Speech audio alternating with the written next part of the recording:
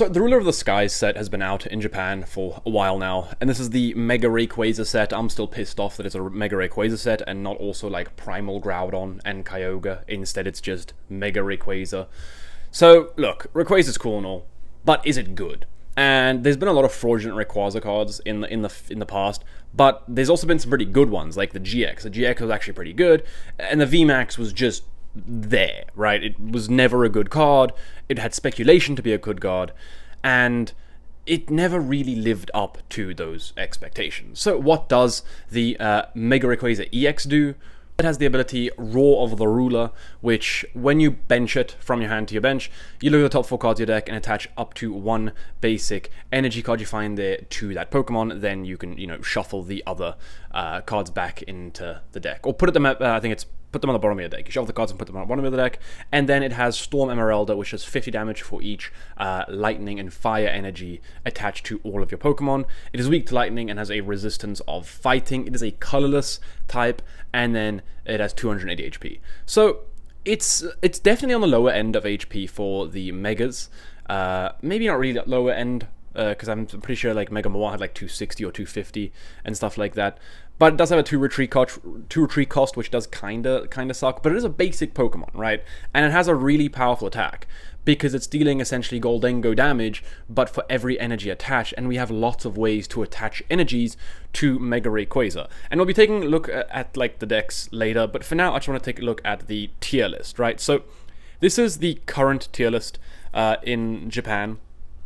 And this is what this is what it looks like, right? We see, obviously, this is use rates. This is not like win percentage, but we see Mega Rayquaza having a 16.2% usage rate over Dragapult, which is in the 13.7, right? Before this, we did see Dragapult in 15.7, and then Rayquaza at 10, but currently Rayquaza does have a little bit more usage rate than Dragapult. We'll take a look at some deck lists in a second, but there's some other interesting things here, like Lucario is in A tier with a 7.5% usage rate, which is honestly pretty good. I feel like, Lucario probably has a decent matchup into a lot of these decks, but going into rotation, I think we'll have to talk about Lucario in and of itself, because I thought it was going to be really good.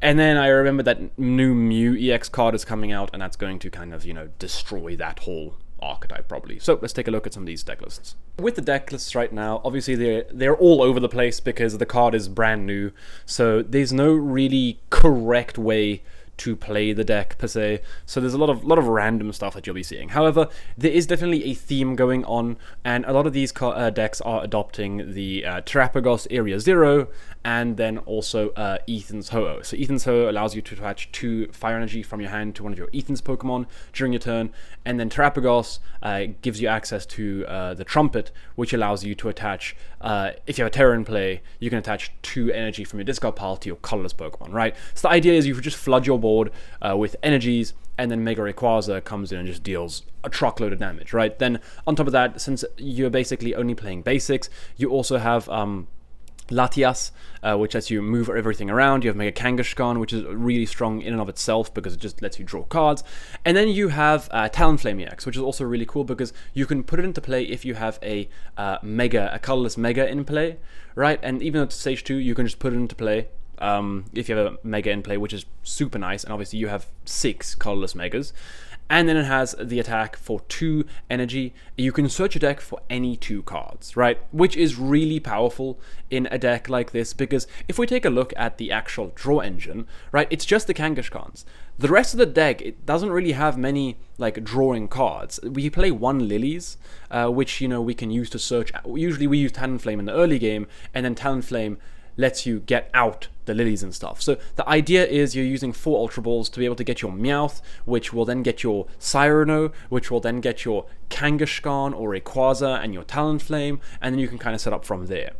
And then that's kind of how the deck has been functioning right now. As we scroll through the list, you can kind of see, that is the recurring theme. However, there is one thing that is very different in a lot of these deck lists, and that is the A-Spec choice. So the A-Spec choice right now, from what I see, is most people are choosing to use Unfair Stamp, Prime Catcher, or Hero's Cape. It's kind of like a standard of those 3. However, as you scroll more, you'll kind of see it's more Unfair Stamp and Prime Catcher.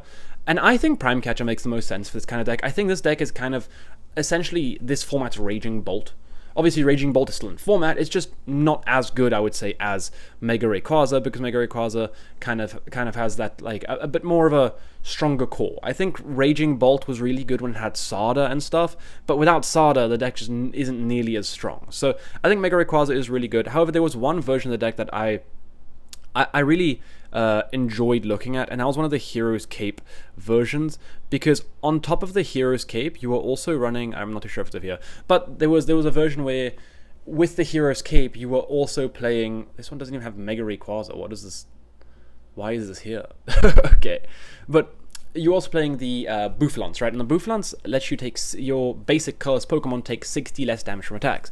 And since a lot of your Pokemon in play are basic and colorless, Terapagos, Mega Rayquaza, Kangaskhan's, it is really strong, right? And then you power that up with like a Hero's Cape or something, and you've got a 380 HP Mega Rayquaza taking 60 less damage and dishing out upwards of like 1,000 damage every turn if you really wanted to, right?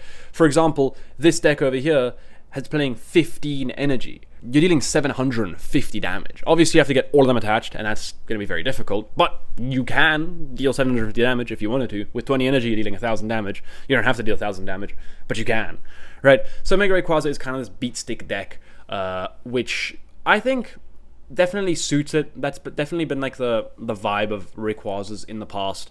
There was the old Mega Rayquaza, which did damage for each of your benched Pokemon, and then there was the Rayquaza GX, which did a similar attack to this, except it would discard the energy, I'm pretty sure. I think I'm lying, I don't think it discarded the energy. Then you have the VMAX, which discarded the energy.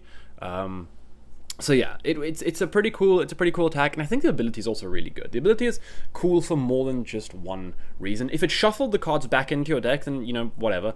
But it stacks to the bottom of your deck. It puts the cards at the bottom of your deck, which is really cool, because it means you can essentially stack your deck and know what you're drawing into with Kangaskhan. So you can kind of thin, let's say you're searching for a boss or something, and you need Ultra Ball or Meowth or boss itself. You can bench your Mega Rayquaza, use its ability, look at the top 4 of your deck, and then you'll know, like, if you didn't see any of those cards, you can now thin out those cards, put them on the bottom of the deck, and then you can use the Kangaskhan after that, or flip the script after that. And if you see, like, let's say 3 of those cards and those 4 cards that you saw, then you can shuffle the deck with some other card and then try again, obviously. But I think that is something else that is pretty cool, because we see that already with Matang, that there's a lot of math going around like Matang stuff. It also just powers itself up with energy, right? Since Crispin only attaches 2, you can essentially go second and attack on your first turn, right, with Storm and Merelda, because you can bench Rayquaza, get an energy, Crispin, and you're dealing 150 damage on your first turn. Obviously, you can deal a lot more with stuff like Ethan's Ho-Oh and stuff like Terapagos plus the Trumpet. So I think the deck is actually pretty good. I think the deck is actually quite strong. I definitely think that it'll probably be a lot better once Badoo rotates, because it is a very item-heavy deck that relies on getting, you know, set up.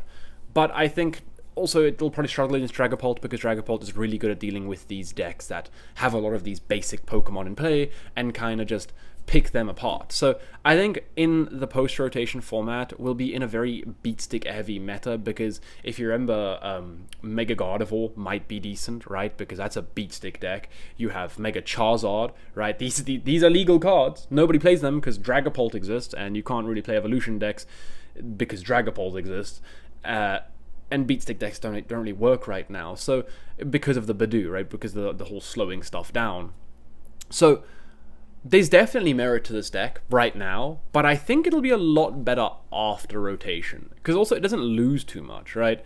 It obviously ace specs are gone, but I mean ace specs are gone for every deck, and you don't really lose too much other than that, right? You get to keep like your Ethan's Hoes and stuff. The Talonflame is brand new. Sure, I think Latias goes, but I'm sure we'll be able to like figure that out with other stuff. Like there's that stage 1 Altaria, I think, that lets you do the exact same thing, which is pretty cool. Like, sure, I kind of like that as well.